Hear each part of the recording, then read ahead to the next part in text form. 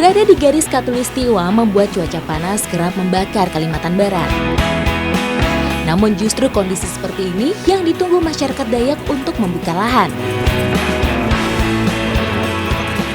Hari ini saya mau mengikuti kegiatan untuk buka lahan untuk nantinya akan menugal. Nah, di sini tapi sebelumnya harus ada prosesinya dulu. Tradisi yang biasa dilakukan yaitu namanya membuat pulut. Pulut itu yaitu beras yang dicampur dengan kelapa dan juga garam dan dimasukkan ke dalam bambu untuk nantinya akan dimasak.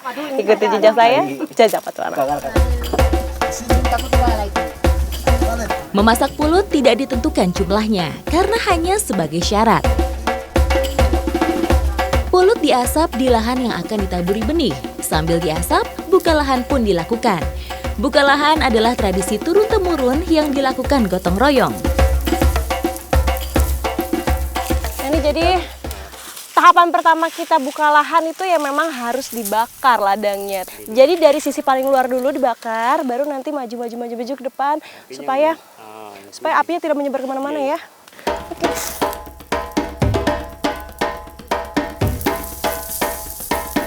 Buka lahan merupakan kegiatan masyarakat Dayak membakar sisa-sisa semak di ladang mereka. Kegiatan ini dilakukan seminggu usai semak ditebang. Dalam satu ladang, buka lahan dilakukan bertahap supaya api tidak terlalu besar. Tanah di Bengkayang bukan tergolong gambut, sehingga membuka lahan di desa Sahan ini tidak berbahaya. Agar api tidak meluas, harus dibakar di titik yang berlawanan arah angin.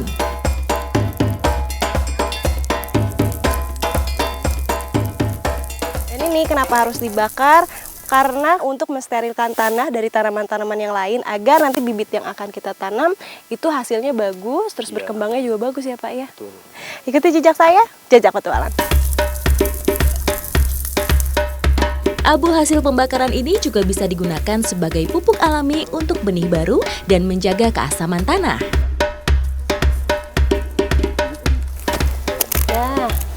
Nah, jadi sebelum menugal ini harus ada tradisi lagi yang harus kita lakukan dan ini adalah syaratnya. Jadi kita harus menanam beberapa hasil panen yang sudah lewat seperti ada serai, ada kunyit, ada jahe, ada juga keladi. Diiringi doa oleh tetua adat, tanaman ditancapkan di titik tengah ladang. Diharapkan berkahnya akan tersebar merata ke setiap sudut ladang. Saat sudah tertanam semua, barulah saya dan masyarakat Dayak Bakati boleh mulai menugal. Nugal atau menugal adalah proses bertani di lahan kering ala Dayak. Terus ke arah sana ya Pak. Nah ini jadi proses menugalnya. Ini harus kerjasama antara bapak-bapak dan juga ibu-ibu. Jadi bapak di depan itu bagian menugal atau melubang-lubangi. Nah ibu-ibunya di belakang untuk bagian menaruh bibit. Jadi saya tugasnya menebar benih di sini. Berbeda dengan padi umumnya, padi bukit tumbuh di kawasan tanah mineral atau tanpa genangan air.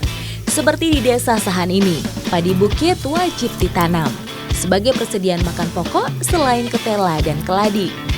Benih sudah ditebar, barulah kami menikmati hidangan.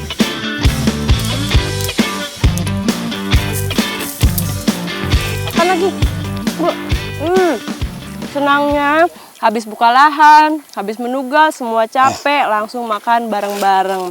Walaupun memang menunya kelihatan sederhana, yaitu hanya makan salikat atau pulut. Tidak ada lauknya, hanya ini aja tapi rasanya udah gurih. Ini udah enak banget dimakan rame-rame. Nasi pulut merupakan makanan khas Kalimantan, sehingga wajib ada pada setiap ritual untuk melestarikan tradisi. Pengalaman saya bersama Dayak Bekati ini memang luar biasa. Semoga saja benih yang tadi sudah kita tebar tumbuh dengan subur, hasilnya pun melimpah. Tetap ikuti jejak saya, Jajak Petualang.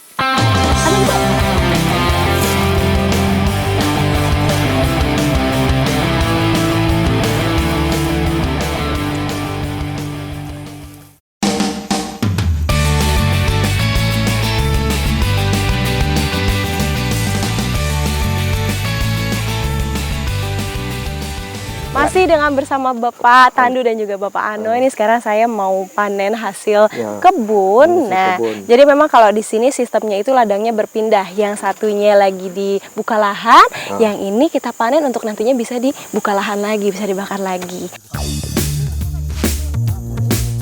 Dengan sistem ini, bahan makanan akan selalu tersedia. Nah, ini dia yang kita panen, yaitu pertama keladi atau biasa kita kenal dengan talas. Nah, kalau di sini ukurannya sebesar ini, jadi memang pohonnya itu yang dicari yang besar-besar, biar hasilnya pun besar. Kalau yang masih kecil-kecil seperti ini belum bisa diambil ya Pak ya, masih jadi bibit. Bisa diambil. Nah, ini sudah bisa.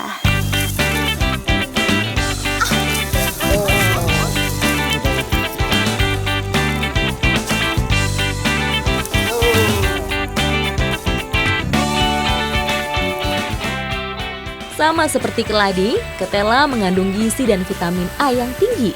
Tak heran keduanya menjadi bahan makanan utama di daerah ini. Oh, ini besar nih, lumayan nih. Berbeda dengan tadi panen keladi, kalau ketela ini kita panennya harus sedikit korek-korek dan juga dipetik. Kalau tadi kan dicabut sama batang-batangnya. Kalau ini enggak ya, malahan masih ada yang kecil-kecil itu harus ditanam lagi. Ditinggal lagi ya, biar nanti besar baru bisa diambil. Bernama latin Ipomoea batatas, keribang mulai tumbuh di lahan yang terkena sinar matahari langsung, seperti di desa Sahan ini.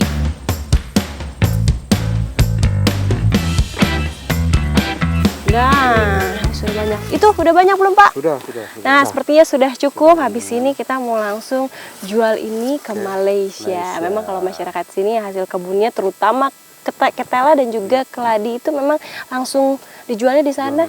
Langsung ke Malaysia. Berarti kita keluar negeri nih habis ini. Ikuti jejak saya, Jejak Petualang.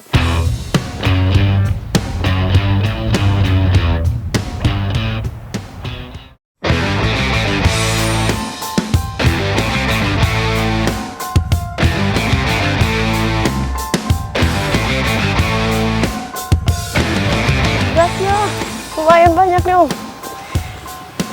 Nah, sebelum kita menuju ke negeri tetangga untuk menjual hasil panen, sebelumnya harus ada dulu persyaratan dan juga surat-surat yang harus kita urus. Nah, ini kita sekarang lagi di pos imigrasi Jagoi Babang untuk mengurus semuanya supaya dilancarkan untuk menuju ke perbatasan. Tetap ikuti jejak saya, Jejak Petualang.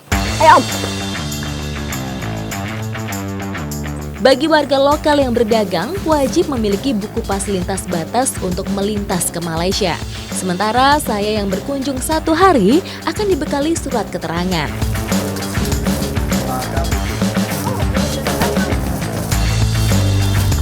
Setelah menempuh perjalanan sekitar 38 km dari desa, sampailah kami di pasar tradisional di Sarawak, Malaysia.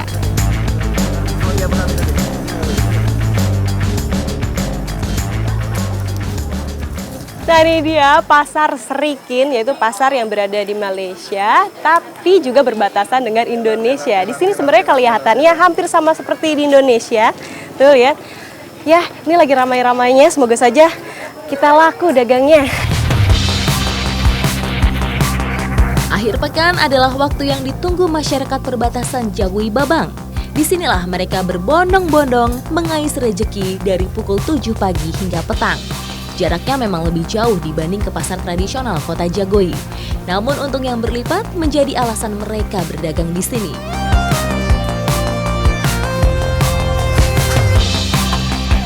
Jadi enak ya Bu ya jalan di sini. Iyalah. Salah satu kebanyakan orang Indonesia mau berjualan di pasar Serikin ini selain memang karena lebih untung, karena dijualnya juga dengan mata uang ringgit ya Bu ya. Tapi kalau misalnya ada orang Indonesia mau beli pakai uang rupiah bisa? Bisa. Oh, bisa juga? Boleh. Bisa juga ternyata. Kita kan tinggal hitung ringgit berapa. Oh, tapi tetap dihitung ringgit bukan dihitung rupiah. Oh, kita bisa beli pakai rupiah tapi harganya tetap dikali dengan uang ringgit. Berapa rupiah begitu. Berbanding terbalik dengan pedagangnya, 90% pembeli adalah orang Malaysia. Di pasar ini, mereka berbelanja bahan makanan yang tidak ada di Malaysia, meski harus menempuh jarak 57 km dari kota Kuching. Kalau dari menurut pandangan saya, ini perbedaannya sangat terlihat jelas mana orang Indonesia, mana juga orang Malaysia. Terlihat dari penampilannya kalau orang Malaysia itu jauh lebih modern walaupun hanya ke pasar saja. Tetap ikuti jejak saya, Jajak Petualang. Keberadaan pasar memang tidak bisa dilepaskan dari kehidupan sehari-hari masyarakat. Ketika kebutuhan bisa terpenuhi, jarak dan suku bangsa tidak lagi menjadi penghalang. Sekilonya RM5. Sekilo aja. Tela ungu RM5.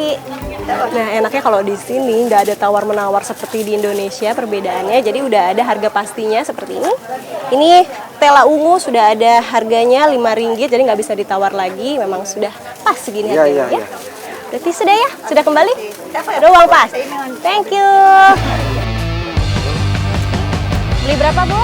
Harganya yang ditawarkan sama antara penjual satu dan lainnya, supaya keuntungan diperoleh merata.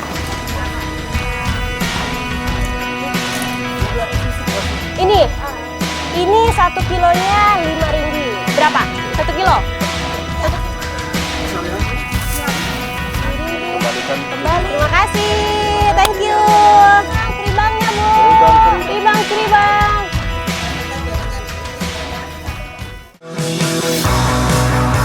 Mulai sambi kalau di sini ya, Bu. Yaitu menarik kelapa yang sudah diikat seperti ini panjang menuju ke kampung supaya tidak berat untuk kita bawa.